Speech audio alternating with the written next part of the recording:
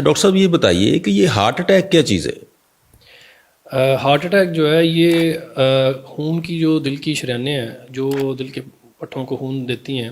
ان کے خون کے بہاؤ میں کسی بھی وجہ سے اگر رکاوٹ پیدا ہو جائے، چاہے وہ خون جمنے کی وجہ سے ہے یا جسم میں خون جو ہے وہ جم کے ان شریانوں میں جا کے خون کا بہاؤ روک دے، تو اس سارے پروسیس سے جو علامات پیدا ہوتی ہیں اس کو ہارٹ اٹیک کہتے ہیں۔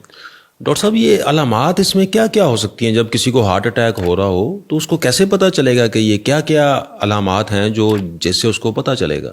اچھا، یہ علامات جو ہیں یہ ہر مریض میں یہ مختلف ہو سکتی ہیں، ضروری نہیں ہے کہ کسی ایک مریض میں ایک ہوں اور دوسرے مریض میں مختلف دوسری آ رہی ہوں، لیکن ان میں جو کامن علامات ہیں ان میں آ جاتا ہے جیسے کہ مریض کو چھاتی میں درد ہو، تھوڑا سا وزن محسوس ہو رہا ہو، دل کے لیفٹ سائڈ پہ، چھاتی کے لیفٹ سائڈ پہ یا بائیں طرف اور بازو کی طرف اس کو یہ درد جاتا ہوا محسوس ہو رہا ہو، جبڑے میں یا گردن کے پیچھے والے حصے میں درد محسوس ہو، اس کے ساتھ سانس جو ہے وہ اس کا اکھڑ رہا ہو، یا پھر جو ہے وہ ٹھنڈے پسینے آ رہے ہوں، تو یہ علامات جو ہیں یہ ہارٹ اٹیک کی وجہ سے ہو سکتی ہیں۔ یعنی کہ سب سے جو مین علامت ہے وہ چھاتی کا بھاری ہونا یا اس میں جکڑن جو ہے، جی، آپ کیا تو یہ لیفٹ سائڈ پہ ہوگی یا رائٹ سائڈ پہ؟ اصل میں نے آپ سے جیسے بتایا کہ یہ علامات ہر مریض میں مختلف ہو سکتی ہیں۔ کچھ مریض ایسے بھی ہیں جن میں یہ علامات نہیں آتی، جیسے شوگر کے مریض ہیں، ان میں علامات مختلف ہو سکتی ہیں، ان میں صرف ہو سکتا ہے کہ صرف ٹھنڈے پسینے آ رہے ہوں، لیکن کچھ ایسے مریض ہیں جن میں ساری علامات بھی آ سکتی ہیں، ساری چھاتی میں بھی درد ہو سکتی ہے، تو اس لیے یہ علامات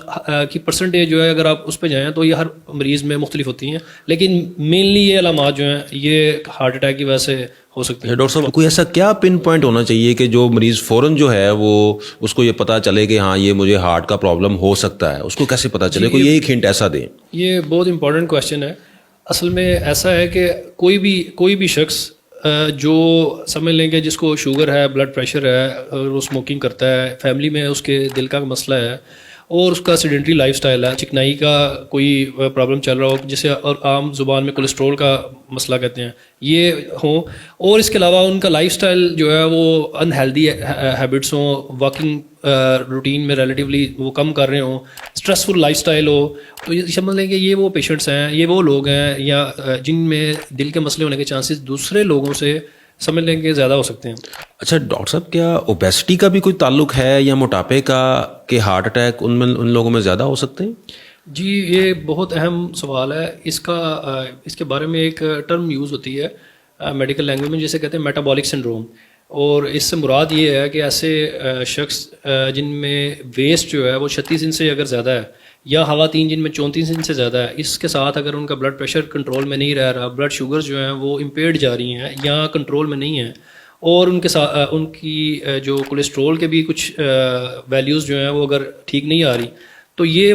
وہ لوگ ہیں جو کہ زیادہ پرون ہو سکتے ہیں، اور اس کے بارے میں مختلف ریسرچ چل رہی ہے، اور ایسے لوگوں کو زیادہ ہدایت کی جاتی ہے کہ وہ اپنا وزن کم کریں، اپنے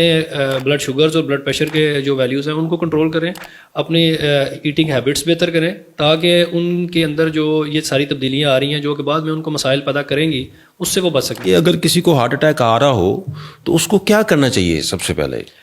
اگر کسی کو ہارٹ اٹیک کی علامات محسوس ہو رہی ہوں تو میں یہ سمجھتا ہوں سب سے پہلے تو اس کو اپنے کوئی بھی قریبی جو بھی شخص ہے اس کو وہ انفارم کرے، اور وہ اگر گھر میں اس کے پاس ڈسپرین کی گولی ہے تو اس کو وہ چبا لے، اور اسی وقت کوشش کرے کہ قریبی میڈیکل سینٹر جو بھی ان کا ہے، چاہے وہ قریبی ہاسپٹل ہے، کلینک ہے، وہاں پہ موجود جو ڈاکٹر ہیں ان سے وہ رابطہ کریں اور انہیں جا کے وہ چیک اپ کروائیں کہ واقعی یہ ہارٹ اٹیک کی علامات ہیں، اور اگر وہ پروو ہو جاتی ہیں ای سی جی پہ اور معائنہ کرنے پہ، تو ان کو اسی وقت کسی اسپیشلائز سینٹر میں جا کے اپنا علاج مکمل کروانا چاہیے۔ کیا مرد اور خواتین میں ہارٹ اٹیک کے چانسز برابر ہیں یا کوئی ایک جینڈر اس میں بھی ہے؟ اچھا، یہ اس کے بارے میں مختلف آراء پائی جاتی تھی، لیکن جو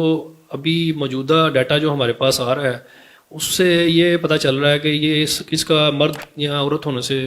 سمجھ لیں کہ کوئی تعلق کوئی خاص اسپیسیفک نہیں ہے، یہ دونوں میں برابر ہی چانسز ہوتے ہیں۔ جی، دونوں میں یہ ہو سکتا ہے، اور اس کا پہلے کسی زمانے میں یہ بھی سوچ پائی جاتی تھی کہ کسی ایک خاص ایج میں ہے یا ایک خاص ایج تک خواتین میں نہیں ہوتا. اب جو ہم مریضوں کی جو صورتحال دیکھ رہے ہیں اس میں 25 سال کے لوگ بھی آ رہے ہیں اور 30 سال کی خواتین کے بائی پاس آپریشن بھی ہو رہے ہیں. تو ایسے یہ آپ بالکل نہیں سوچ سکتے کہ میں مرد ہوں یا عورت ہوں تو میں اس بیماری سے جو ہے وہ آزاد ہوں. ایسا نہیں ہے. یہ بیماری کسی کو کا جو ہے نا وہ جینڈر دیکھ کے نہیں آتی.